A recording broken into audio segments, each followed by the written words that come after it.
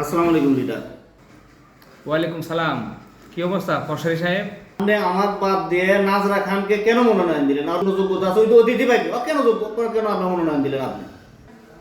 এই আপনাকে তো মনোনয়ন দিব, আপনার কি যোগ্যতা আছে?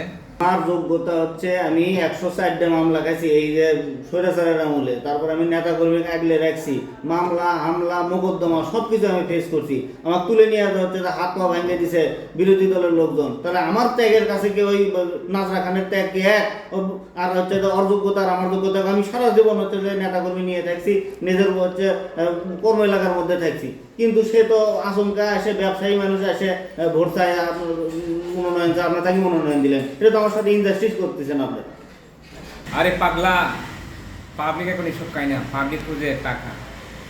ঠিক আছে, সেটা দেখা যাবে ভোটের সময় সেন্টার কেনা পাহারা দেয়, তারপরে লোকজন কাক ভোট দেয়, তারপরে মানুষও এখন চালাক হয়ে গেছে, মানুষ এই অতিথি ব্যাগে কাটছে না, এই ভোট করে এমপি হয় তাই ঢাকা চলে যায়, তার কোনো খোঁজ খবর নাই, এলাকার সাথে কোনো সম্পর্ক নাই, কেউ চেনে না, কিচ্ছু না, রাস্তাঘাট ব্রিজ কালভার নিয়ে কোনো চিন্তা ভাবনা নাই, তার ব্যবসা নিয়ে তাই মত হয়ে থাকে, তার নিয়ে পাবলিক করে থাকে। অত অত ছাগল আর জনগণ নয়। আমাকে বঞ্চিত করলেন না, এর ফল আপনারা নির্বাচনে পাবেন, দেখুন থাকেন।